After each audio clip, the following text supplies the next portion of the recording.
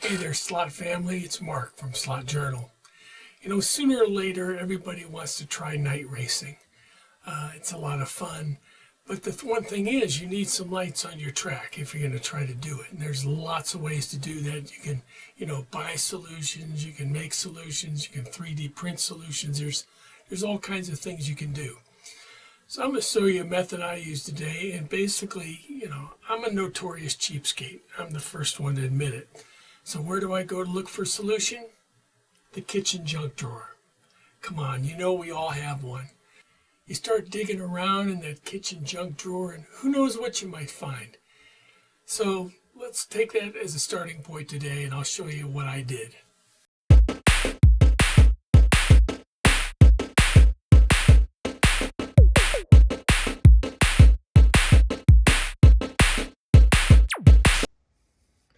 As you know, when it comes to scenery, I'm kind of a cheapskate. So today I'm going to show you a little bit how I created these lights out of some pens I had and some LED lights. I have two of them I've already put together. I have another one that's going to go in this spot here. So let me take a couple minutes and I'll show you how I did that.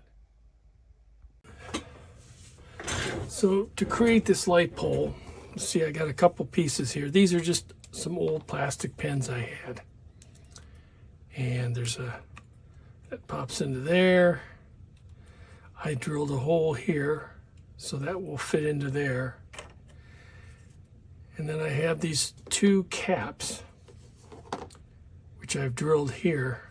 And that's where our LED is going to go in. And eventually these will fit into the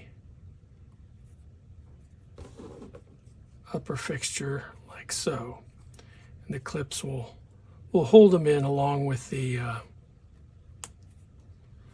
wire. That'll kind of hold them tight, but that's what the finished product will look like. So to put this together, we start with the lights, and these are just some 5mm LEDs. And to get started, what we do is we feed them into the hole, like so. And we're going to want to bend this a little bit. And then we fit that LED, if we've drilled it big enough, into that hole as far as we can. Sometimes it takes a little. Hopefully I've got these big enough to get these in.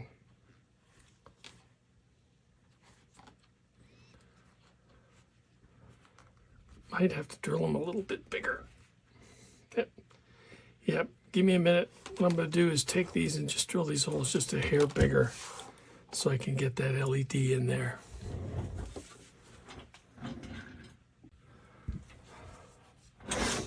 All right, now that we've got that drilled large enough, we're going to put through that hole and out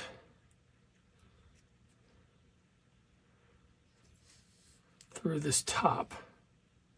I'm going to make it on this particular one. You can do this a lot of different ways, but on this particular type of top, I want it coming out, not through the bottom.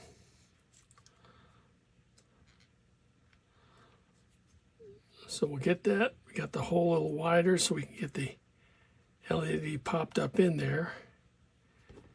We got that one. And we'll go ahead and do our other one.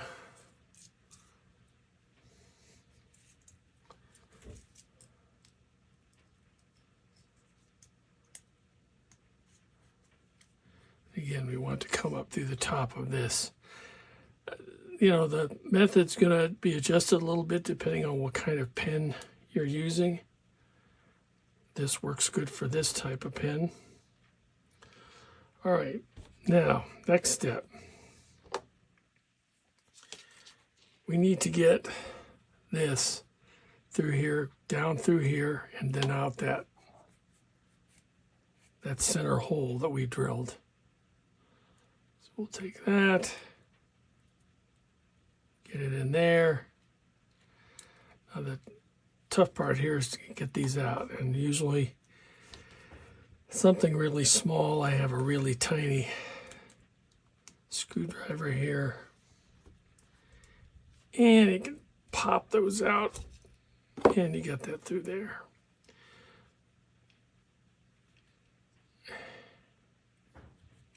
And essentially what we do here is then that will go on there like that, and that will hold that pretty stiff. Then next thing we need to do is get the other one through here.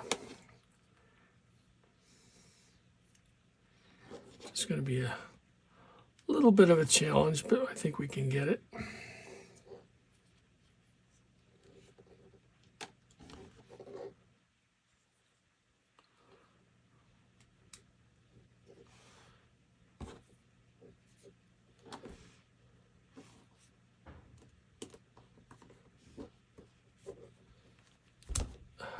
And we got that one through too. As before, we'll slide that onto there. So basically we got the two lamps here attached to that.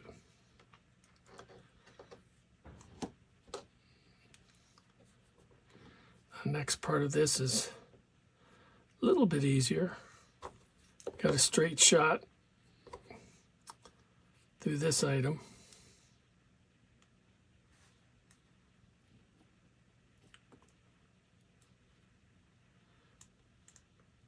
Trying to get these all in here at once. Not always the easiest, but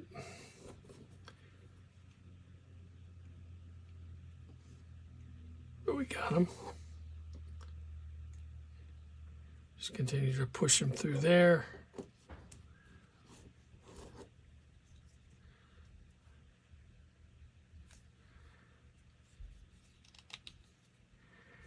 Until we get these fed into that center post.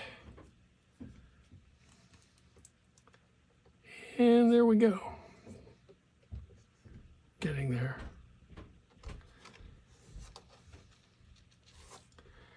These are always going to take a little bit of adjustment to get them just right. And again, you can glue them once you got them the way you want them. Then we'll do the last part of this. Just need to get these three through here.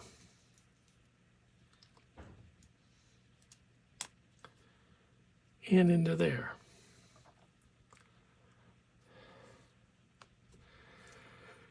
Now luckily on these, get everything aligned. And again, you can glue these. You can hit them with a little bit of hot glue if you don't want to, they'll stay pretty set pretty well. And I just hit this basically. You can spray paint these, just cover the LEDs. I just use a little brush and some silver paint to paint them. But yeah, I mean, again, so now our next biggest challenge here is we just need to get these wires hooked in, and we'll use a little terminal piece for that. And let's see, do I have one of those handy? Usually I've got a couple of those laying around, but let me go grab one.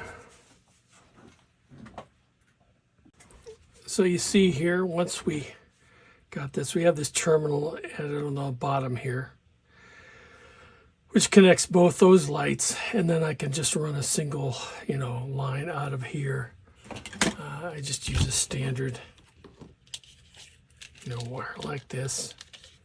And that'll connect this, and then I'll connect multiple of these to make a circuit. Usually I get about maybe, 8 to 10 lights on a circuit. These are 12 volts, so I don't try to go too heavy because I don't want them to get dim. But that's how we do it. And again, once this gets, I'll dab a couple bits of CA on here just to make sure it doesn't go anywhere, and paint it with some silver paint, and we'll have a light, a roadway light. That this goes really nice on the center section where it hangs over both sides of the road if you have a road on each side. So, but I'll show you what that looks like. Again, the only thing you have to remember when you're attaching these, that usually the colored lines. In this particular case, the positive is the yellow, so I always go with the colored to the colored. Slip that in that side, black to black, and you're all set. So this will just get glued into the base I have set up on the other table, and we'll be ready to go. I'll just test this out, make sure everything's connected first before I install it, but we should be ready to go.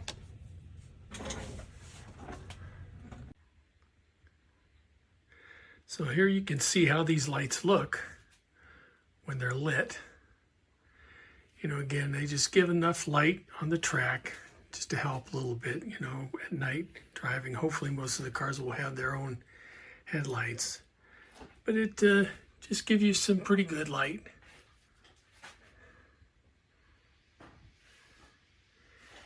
And then down here I have one. This one's installed, but it hasn't been connected. I've got some landscaping to do there around the light. But, for a few number of lights and using just materials you find in a kitchen drawer, works pretty well. Time to answer questions that people might think we actually have the answer to. Hey Mark, this is Wallace from Wallingford. When I sit in on live streams, I always say hello to the whole group.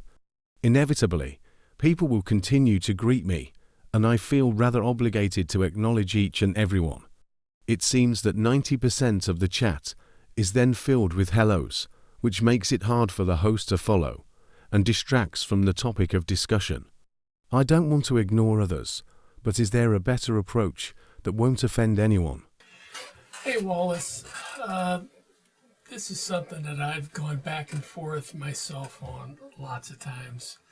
You go to the live chats and you go into the chat room, and it's inevitable. You go and say, "Hey everybody," and you kind of hope that would take care of everybody, but it doesn't.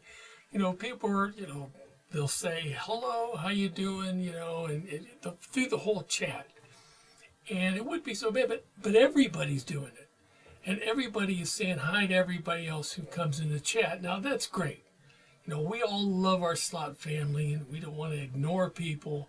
Want people to feel like they belong, and some people, again, I know other hosts have mentioned it, that, maybe it's the time of the week that people look forward to, that sense of community, and that's great. But there's another side to it, if the chat gets constantly filled up with people saying hi, it makes it hard for the host to follow along. Maybe there's a topic he wants to talk about, and, he wants to greet people as they come in, but after a while, it's easy for him to catch up. We've all watched some of these, episodes where, the host doesn't catch up to the chat until maybe the last 15 minutes. So, I don't know. I kind of think sometimes it makes it easier on the host. Sometimes those things can distract from the discussion or the topic at hand. That said, everybody, you want to follow your heart and do what makes you feel comfortable. If you want to say hi to everybody, certainly don't tell me. I've gone to situations where for a long time I didn't say hi to everybody. I came in, said hi, and that was it. But then sometimes I'll go back and forth, and I will say hi to most everybody I see or people that I know. It's hard. It's hard to know what to do. Etiquette and being polite is something we all want to be. But I don't know. I don't know that there is a simple answer, but I would suggest to anybody, if you're listening out there and you're watching this and you've ever thought about it, tell me in the comments, what do you think? How do you handle that? because again, there's kind of two sides to it.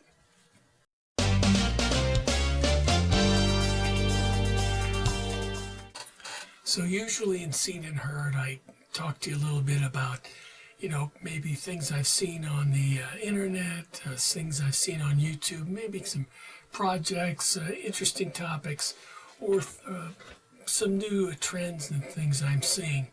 And one really pleasant surprise is, I've mentioned before, there's a lot of great content out there on some of the foreign channels, a lot of the European channels.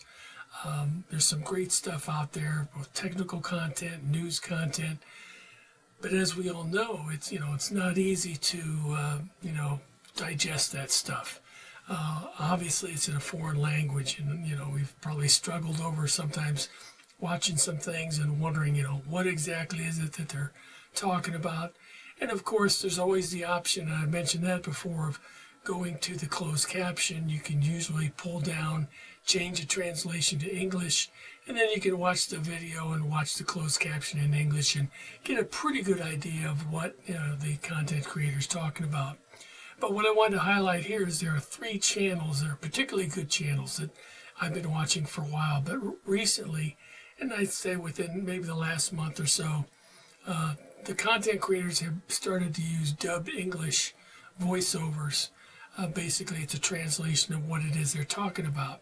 And it makes it so much easier to watch and digest this content. So I wanted to highlight these 3, all of them, again, really good sites. And I would encourage you to, check them out and see what's available there. And I will put the information in the comments at the bottom. So let's check them out and see what there is. So the first site I wanted to talk about was slotblog.de.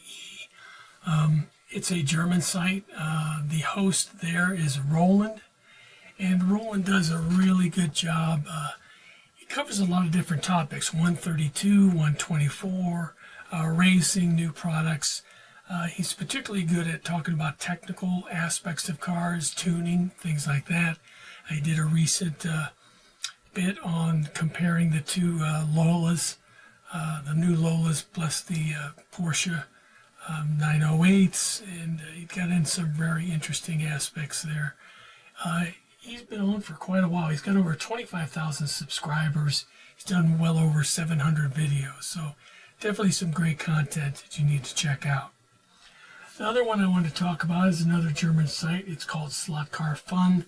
The host here is Hubert. Hubert has a lot of fun with his cars. He does some very interesting things. He has a really nice track as well.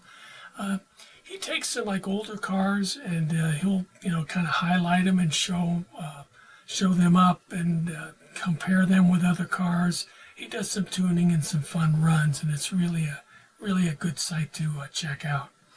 The other one I want to talk about is a Spanish site, Pixeles y Bugs. It's a news site. I know Travis, the slot car guy, has mentioned him a few times and gotten some news bits from him. Like everything, the Spanish sites, they're on top of all the latest things going on. The host there, JP, interesting guy. He takes you on a lot of tours to different shops. He goes to some of the car shows and shows you what's going on. And it's a really great site for getting up-to-date news on what's happening in Europe and in the slot car industry in general. So just so you're aware, those are 3 of the sites here that I think you can benefit and you'll enjoy with the new audio dubbing. Again, makes it so much easier to enjoy the content and to digest what's going on. So you don't have to sit there anymore and, watch these and try to figure out what they're talking about or try to, sort through the translations. You can get all in, get it pretty quick and easy, and it's, again, some really good content. Check them out. Okay, so that's pretty much it for this episode. Hope you enjoyed it and hope you found some of that information entertaining and useful. Again, if you like this kind of content, please like and subscribe. It always helps the channel out. As always, we don't do memberships. We try to provide this stuff free. Although we do have a merchandise store on Zazzle, so I'll drop that in here if you want to take a look Again, it's something we don't make much money on because they're all priced pretty much to sell as low as we can. But there's more to come. Some things on the track that I'm going to be showing in the coming weeks. I added a pond to the track. We have a water feature, which is kind of fun. I started work on a grandstand project, was probably the biggest single structure that's going to be on the track. I've got it at about 1/3 finished. I've got more to go on that, but we'll go through the process I used of building that. And I've also been doing some 3D printing. I recently got a new 3D printer after not having a functioning one for almost a year and a half, and I've been putting it hard to work. I've been doing some figures, a lot of figures, some scenery, and I also just recently completed a car body, which actually turned out pretty good. It's an FDM filament printer, but the new printers are really amazing. I mean, I'm getting the kind of results that I can't believe, and it's so easy to use. But we'll get more into that. I'll do probably an episode about that, some of the tips and tricks I've come across, and maybe some of the settings and other ways to get the most out of those prints. Just because you have a failed print, something goes wrong, doesn't mean you have to throw it away. You can still get some use out of it. So that's all for this episode. So again, get on there, get on your tracks, get that controller in your hand, and step on it.